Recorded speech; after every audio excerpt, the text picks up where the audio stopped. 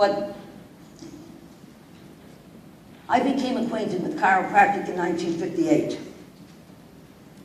For 13 years, I prepared for the chiropractic profession, for 13 years. And I want to tell you some of the things that I did over those 13 years. I worked in the chiropractic office. I did chiropractic orientations.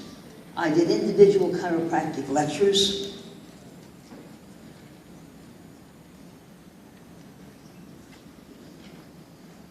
I attended Lyceum at Palmer College from 1960 all the way through until 1970-something when we changed over. I attended chiropractic conventions. And Reggie taught chiropractic at the Columbia Institute of Chiropractic. The subject was chiropractic philosophy. And then every quarter, every trimester, when he'd been finished, they would take a test. Everybody took a test. And everybody thought that Reggie collected or corrected those papers. He never read one single one of those papers. Joe Donofrio got an A from me. Joe Strauss got an A from me. Even Ernie Landy passed because of me.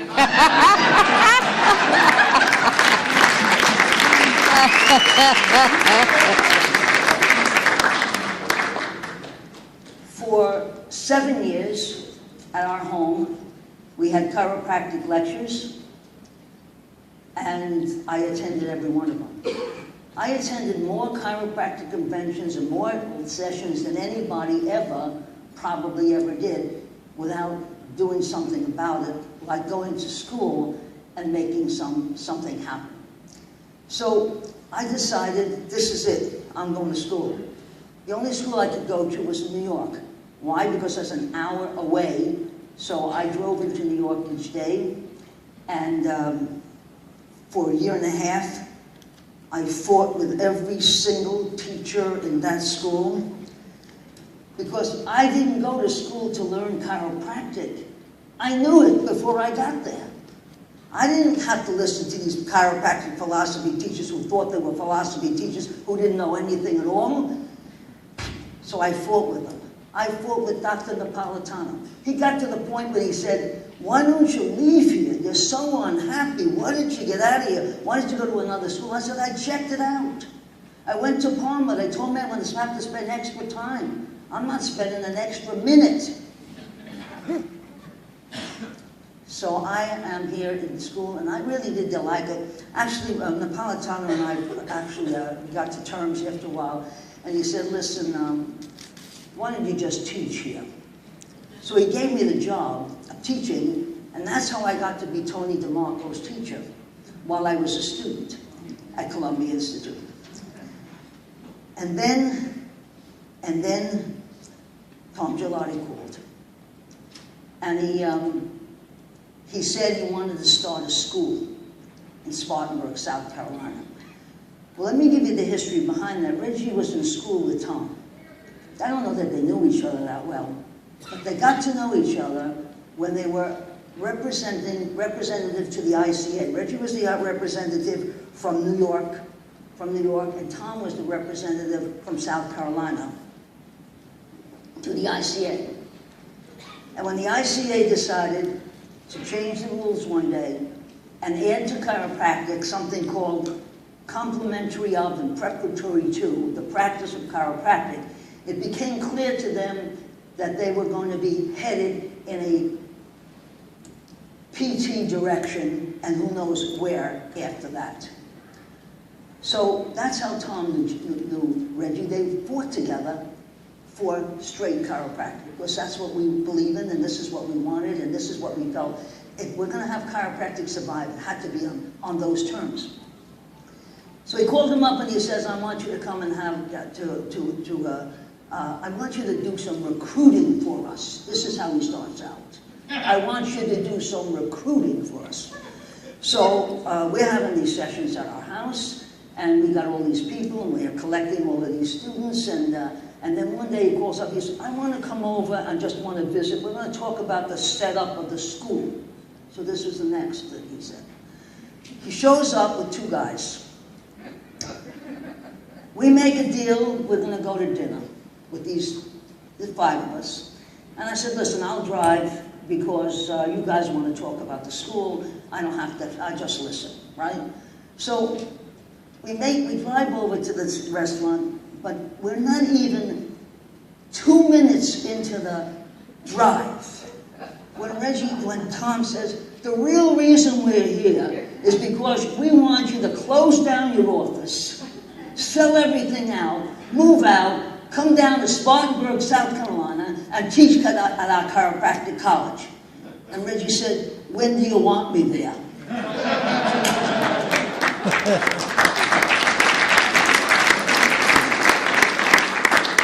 I mean, I'm sitting there, what am I, and I'm saying, okay, so we get to the restaurant, and they're talking about, oh, we're going to do this, and we're going to do that, and all this other kind of stuff that they're putting together to build this whole school situation. And I said, okay, we'll have a dinner, and we'll open the 2 bottles of wine that we brought with us.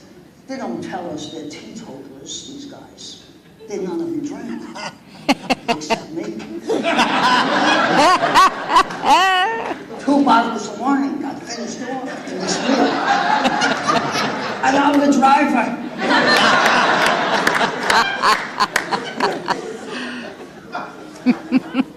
Now I should tell you this one thing that maybe you don't know about.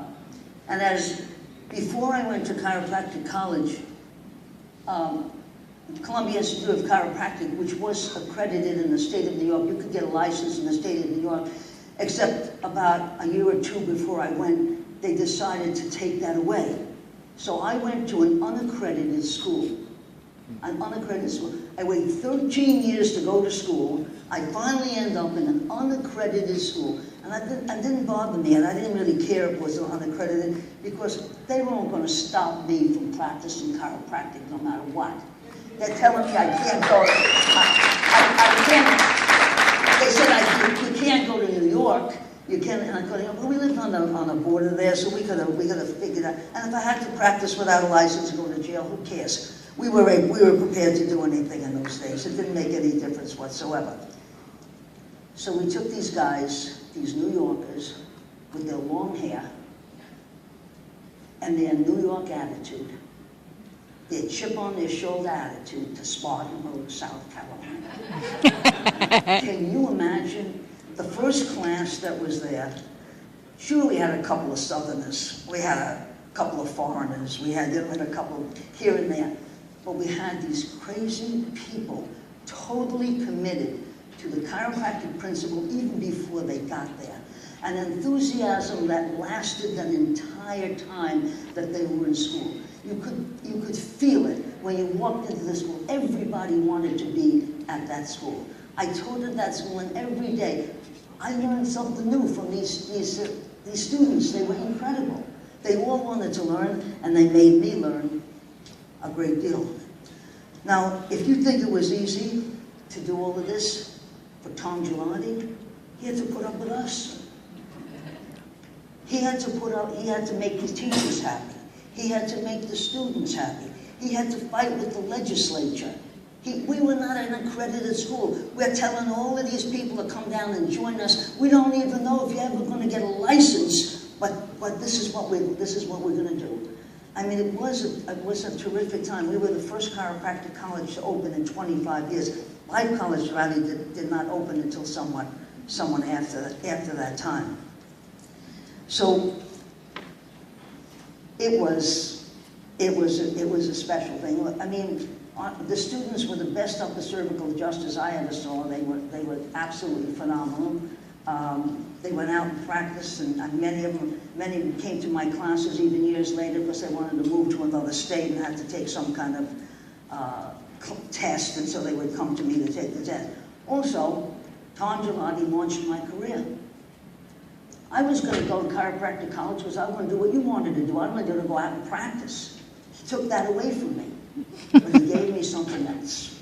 And the something else he gave me was national board review classes that I could do, and I could take care of everybody, not just Sherman, but every school in the country.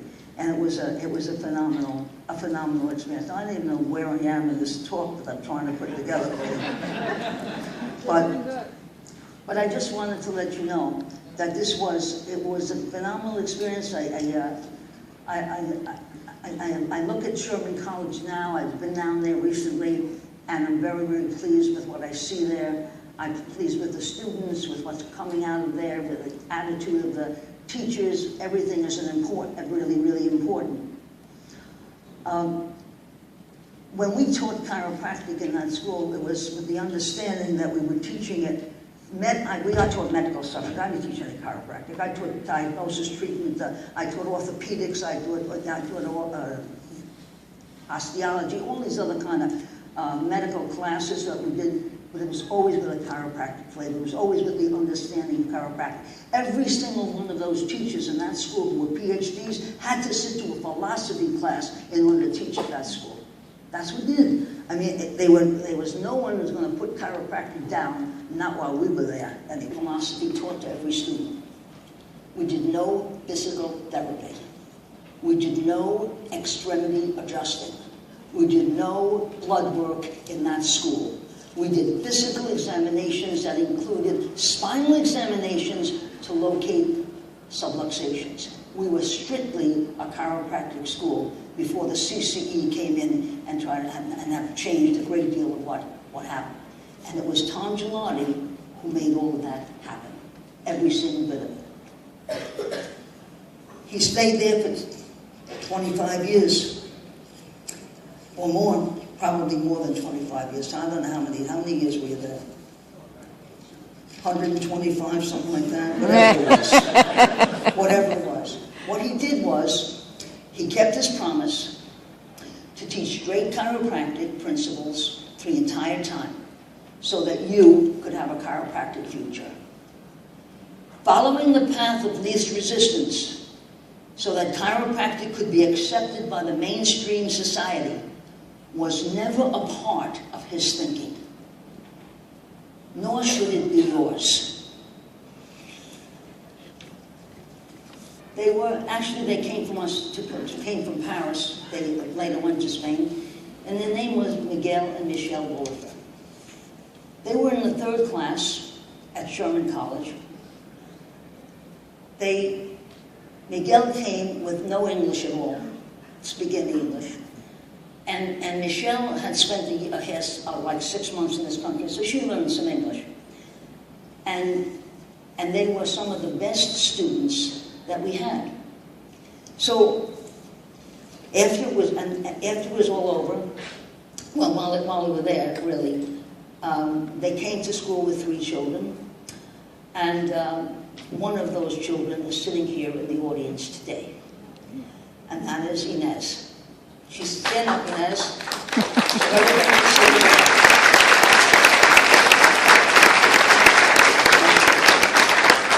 I asked Inez to contact her parents because I told them that we were having a special program here for Tom Gelardi, and I asked if they would send us a letter to give us a flavor of what was happening in Sherman at the time that they were there, and so this is what they wrote to me.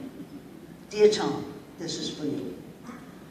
When newly arrived in Spartanburg from Paris, imagine coming from Paris to Spartanburg. I don't know if you've ever been to Spartanburg. It doesn't look anything like Paris, believe me. When we arrived from Paris to Spartanburg, our 3 young children, you welcomed us all into your chiropractic practice, free of charge, and this touched our hearts. When we were learning that our children had cried, when you learned that our children were cried after leaving behind all of their toys in France, you surprised us one day, arriving at our home with your station wagon full of toys donated by your kids. During this time, we would regularly go to Gaffney, and after getting checked, we would often go to your home and share dinner and chat about children and chiropractic and the future. In order to cross the yard to your house and elude the dog's overzealous affection, your daughter would lay on top of the St. Bernard. On one of those evenings, you told us that your dream was to be a pilot and fly a small plane. To which Betty said, with her usual sweetness, "No, Tom, this is not your main dream. Your dream was to open and run a chiropractic college. And that is what you are doing. And you have no choice but to agree with Betty." So yes, you abandoned your dream, one dream, to make another one come true. One larger and more beautiful. Sherman College of Chiropractic. We, all the way from Spain and from the bottom of our hearts, thank you for such generosity and for having contributed so profoundly, changing our lives, and that so many others for the better in so many places in the world. With all our love, Miguel, Michelle, Natasha, Inez, Samuel, and now Thomas, Sarah, and Lucas.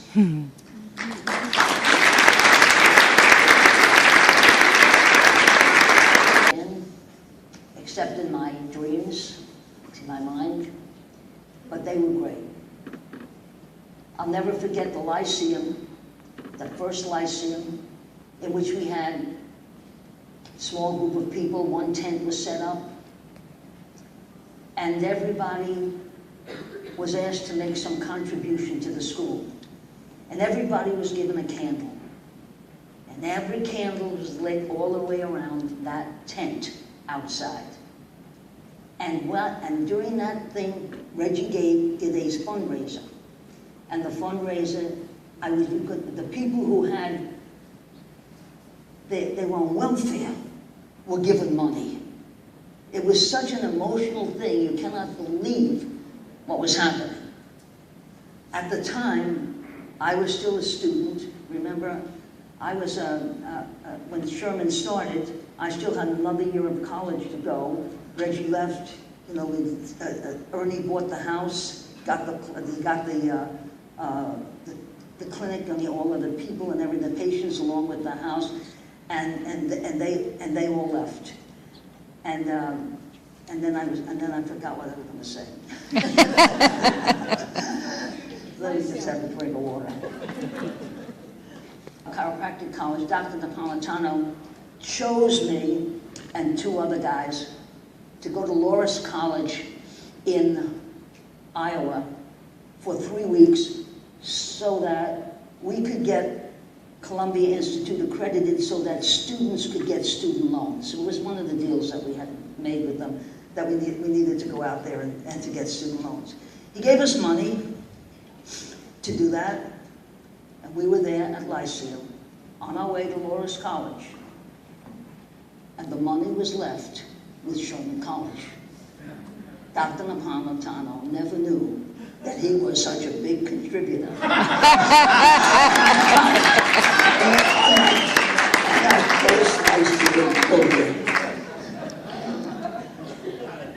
So I don't know what else to tell you. Tom was you don't have to give me 5 minutes. I was finished 5 minutes ago.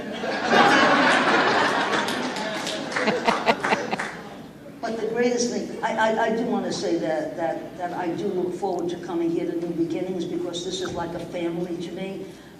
You know that in the last days that Reggie was alive, I called on you, my family, to come, and you did. And I'll be ever thankful for all of you who helped me. Thank you.